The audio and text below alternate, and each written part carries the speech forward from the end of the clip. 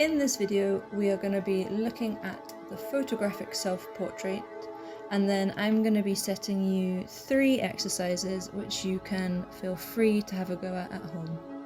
This is designed for photographers at all levels, and all you need is a camera of some kind. Hi everyone, and welcome to this video. We are going to be talking a little bit about portraiture today, specifically self-portraits. So thank you for being here, for finding this. I hope it'll be fun. My name is Christina Webber.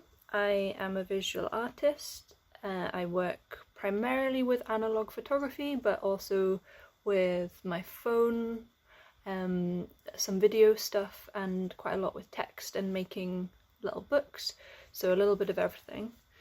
I should just say I hurt my finger, so I've got a little bandage on it, and this is my cat Ash, who's decided to be an assistant today. I thought I would just show you some of my own work so that you get a sense of who I actually am, and then we can dive in to talking about pictures of people.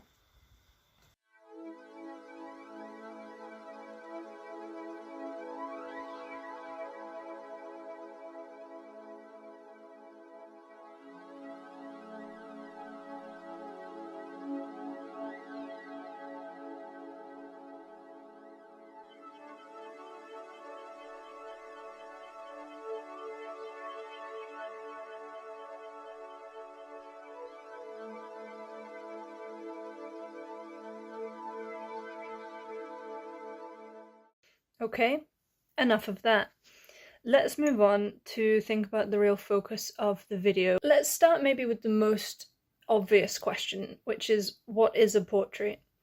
And while it might seem like a simple answer, it's actually more complicated than we think.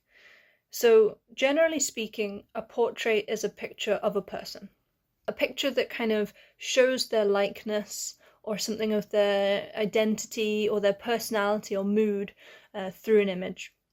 Self-portraits are essentially the same, except instead of photographing or painting or sculpting someone else, you're using yourself, so you're expressing something of yourself in your picture. Self-portraits are great because you don't need a model, you've already got yourself, and also it's sometimes easier to pose yourself than it might be to pose somebody else.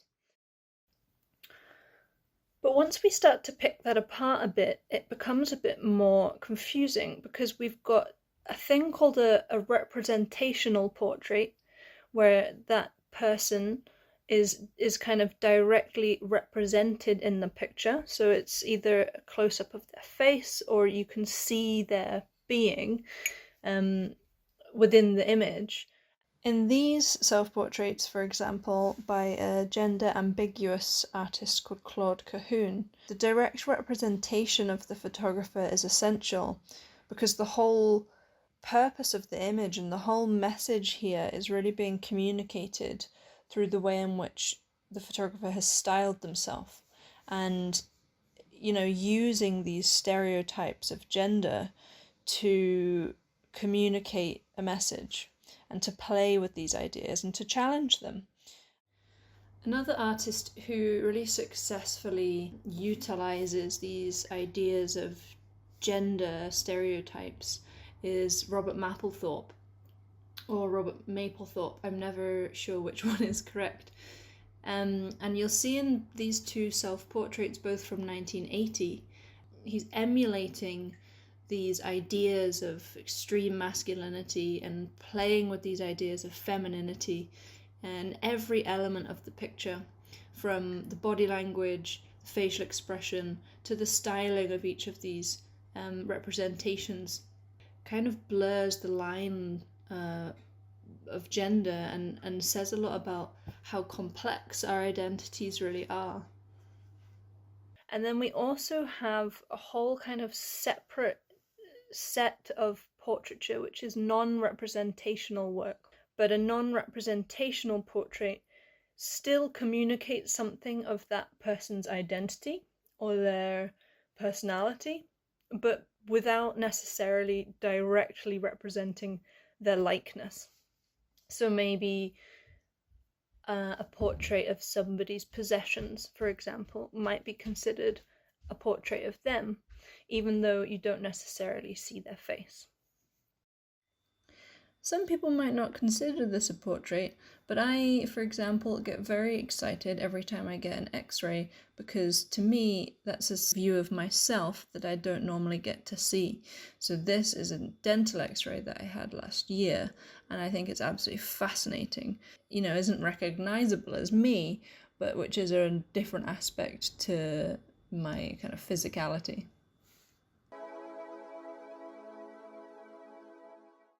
So, photographic self-portraits, or as you probably know them, the selfie.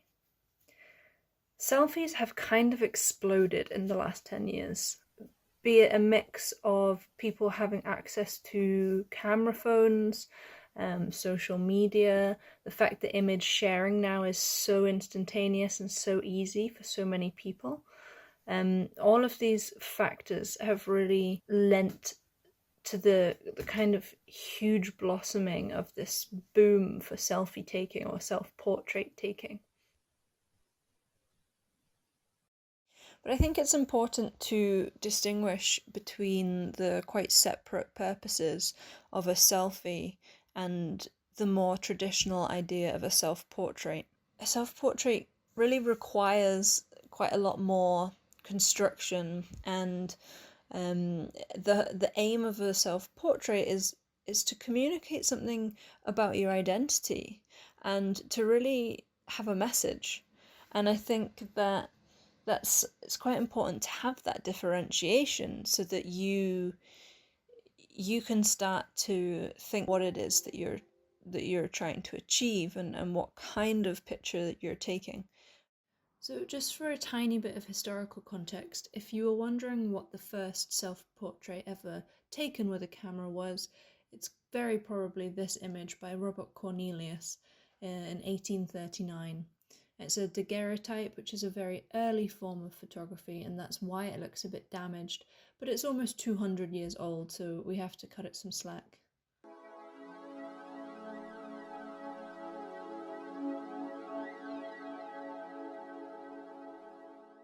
Francesca Woodman was working in the 70s, the 1970s, and she produced these really haunting, really evocative black and white self-portraits, often using her body as a prop within another environment to blend in or to kind of hide within the scene.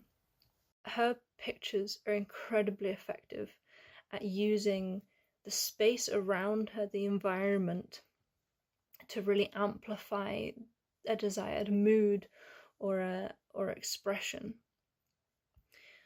I just wanted to also mention the environmental self-portrait, and use this absolutely gorgeous example by Downer Scruggs, to think a bit about how the environment in which you put yourself in your picture can really also reveal a lot about yourself and really give a lot of information to the person looking at the picture. So in this beautiful example, we can see not only the photographer, but also we get so much information about her life.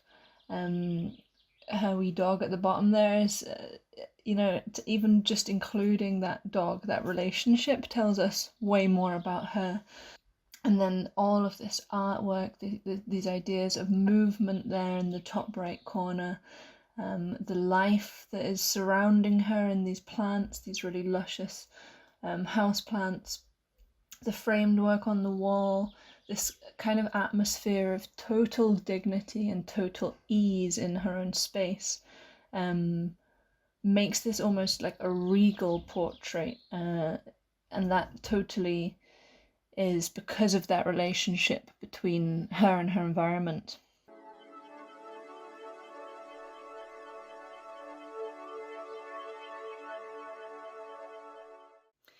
So now it's time for us to start thinking about our own self-portraits that we're going to be taking. A lot of the kinds of things that you think about when planning for a self-portrait are exactly the same as what you might consider for any other photograph. So things like colour, the use of colour within the frame, lighting, the exposure of the image, whether it's a really bright picture or whether it's quite muted and kind of low light. Things like the environment, so what's included within the frame is really important. You'll see in this shot here that you can see some of the things in my room that just adds an extra little bit of detail about myself.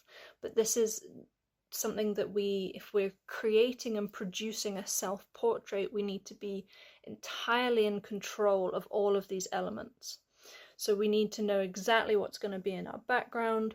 We're going to need to know exactly what every part of this frame is going to have in it in order to say what we want it to say. So environment is really important. And something that's maybe particular to portraiture and to self-portraits is body language.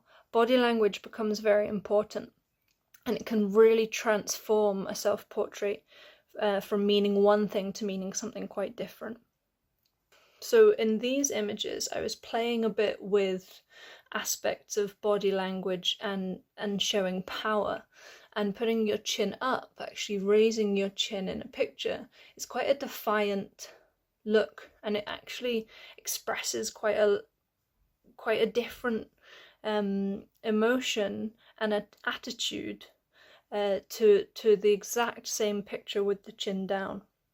So that's what I want you to really think about in this first challenge. It came to my attention that there's this craze at the moment on TikTok of copying or imitating album artwork as a self-portrait. And it speaks a lot about what you can do in a really kind of domestic environment to transform a picture and to create a kind of scene.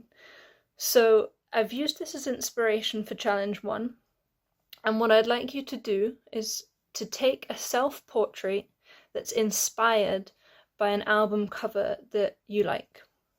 Another kind of reference for this project, for this exercise, was this David Bowie album cover, which was in turn inspired by a painting.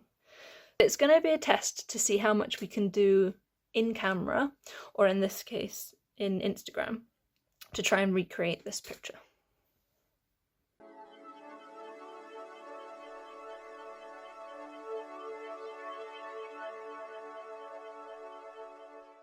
I'm gonna try and recreate the David Bowie Heroes cover that I've already shown you. So it'll be like the third in the series. And I'm working with what I've got. There's a grey backdrop in this picture, and it was almost definitely shot in a studio. I do not have a studio, so I have instead clipped a grey sheet over my bookshelf. Now, the bit right behind me is straight-ish, so we'll just go with that.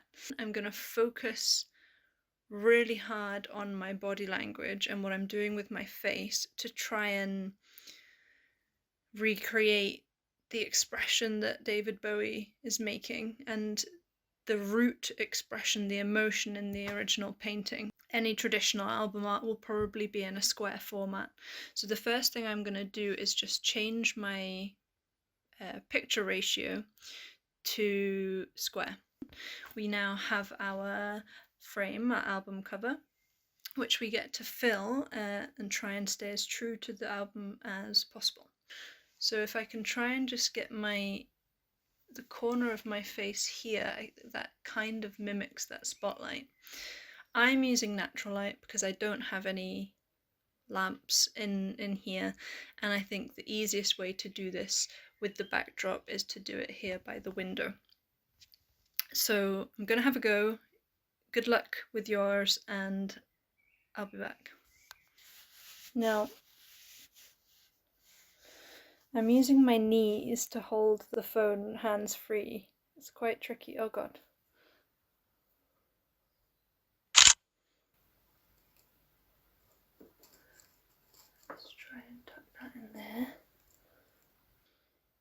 And then this hand like this.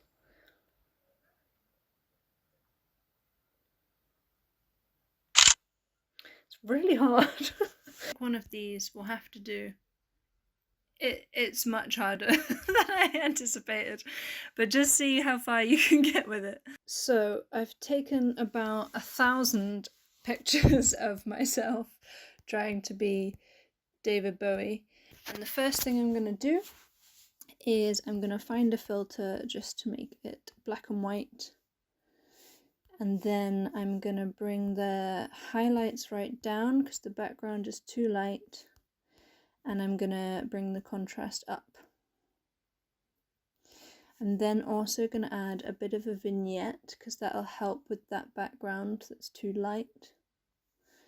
And then I'm going to bring the shadows right down. So we can just really easily start to emulate some of the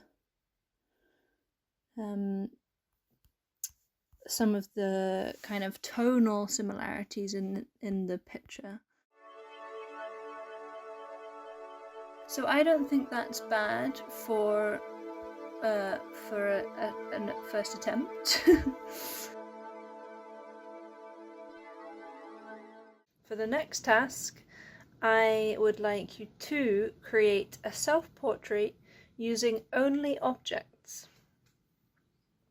So you're going to have to get a little bit creative. You can't use your face, you can't use your hands, you can't use any bit of your body. And you're just going to have to use objects that you find around your room or in your bag or in your pockets to communicate something about you.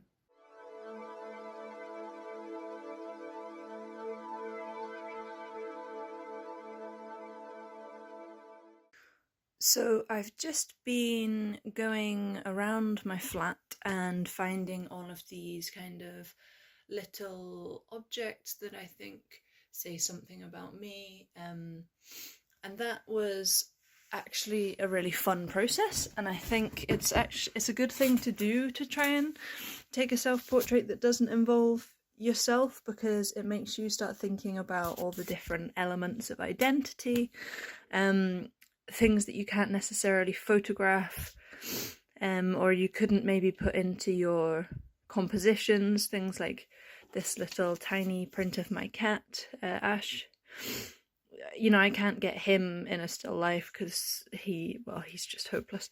But things like this become symbolic, you know, of an element of your life, and that's something that's really fun to play with.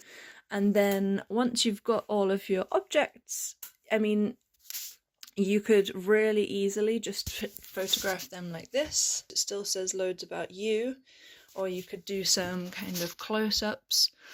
But for me, I am a bit of a control freak and I micromanage everything, so I'm gonna arrange them in a kind of home studio. So that's what I'm gonna have a go at now. I'm just gonna show you how I'm gonna do that. Super, super, super simple. So this is my work table, by the window again, and this gets some nice kind of soft light.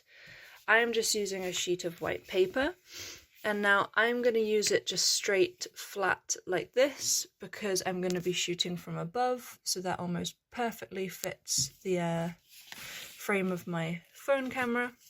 However, if you wanted to get some kind of more of a portrait shot, just by leaning the paper like that against the wall, that creates something called an infinity curve, which then means if you start to shoot at this kind of angle, you've got a bit of a kind of an infinite backdrop. So you don't have a horizon point, there's nothing distracting in this background, and then you could start to create a little composition on here. So let's use this tape. That just adds a little bit of depth to the picture and kind of means you can play with scale a bit. Okay, so that's two really simple kind of home studio setups. I'm just gonna use this flat because I'm gonna do a bird's eye view of all these objects. So I'm really happy with this. What I'm gonna do is I'm gonna photograph it, and then I'm just gonna crop it so that there are none of these kind of edges in the way. So I won't bore you by telling you what everything means. Some of it's more obvious than others, but it's a really fun, this was a really fun thing to do, to think about some of the aspects of my personality and about me. So I'm going to go take a photograph and then show you the final picture. So the key when you're doing things like this, where you're shooting from above, is to try and make everything line up as neatly as possible. You don't want anything to be totally off, okay? So I'm just going to adjust some of these things slightly. Just going to move that one back into its little gap. I don't want it to be touching this wheel. So I'm going to come in about here, try and keep the camera as straight and level as possible.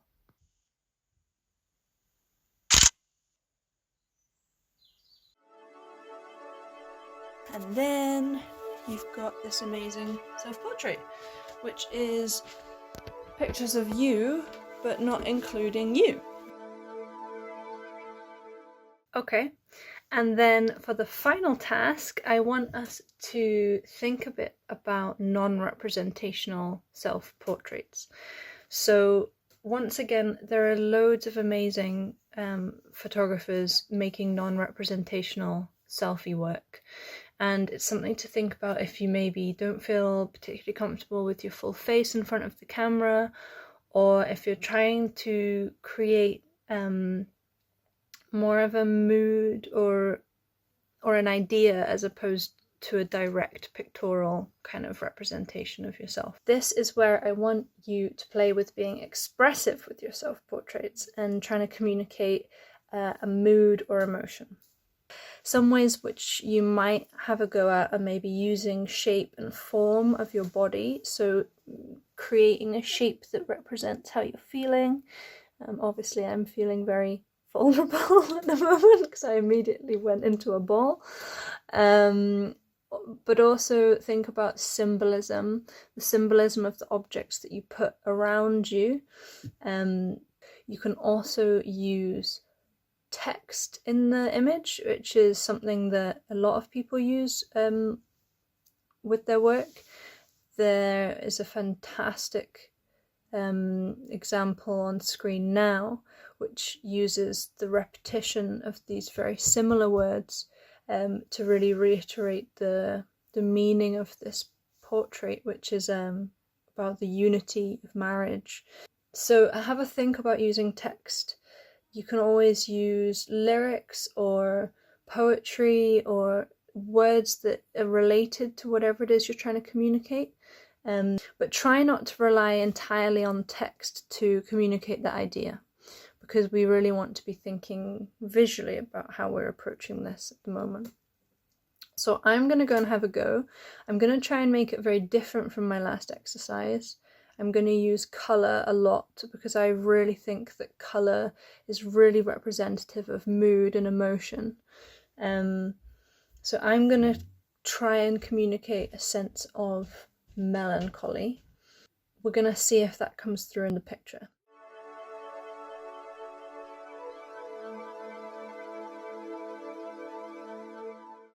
So for this one, I'm going to use an Instagram filter. Now, Instagram filters are fantastic.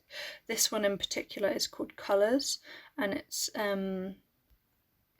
it's by someone called Philippe Salves3, and it really quickly gives you these very strong, very striking color casts on your picture.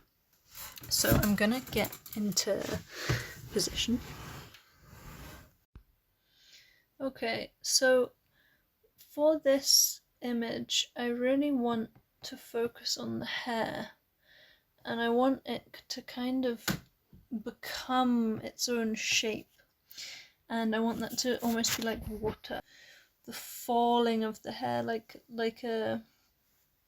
tears, I guess. But I want that to also kind of speak about boredom and about this kind of current situation that we're in. So I'm just going to take a few like this.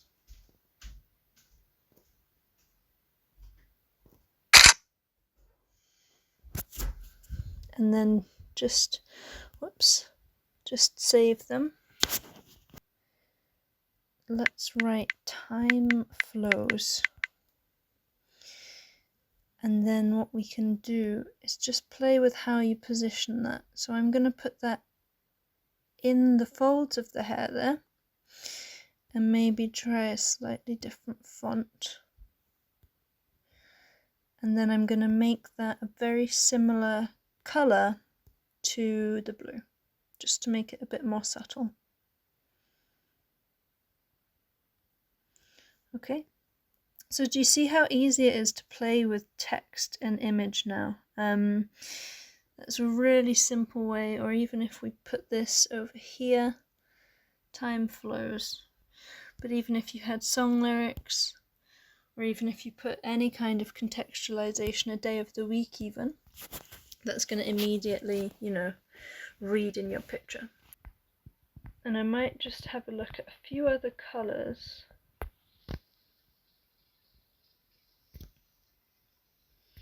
You can really see how different that the filters make this.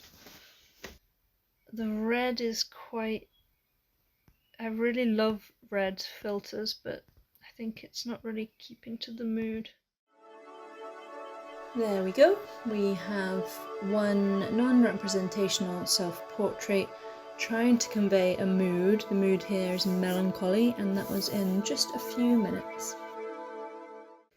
Okay, so I hope that you give these a go, and if you do, please tag Still School, hashtag Still School Online, but I'll put that all in a final slide.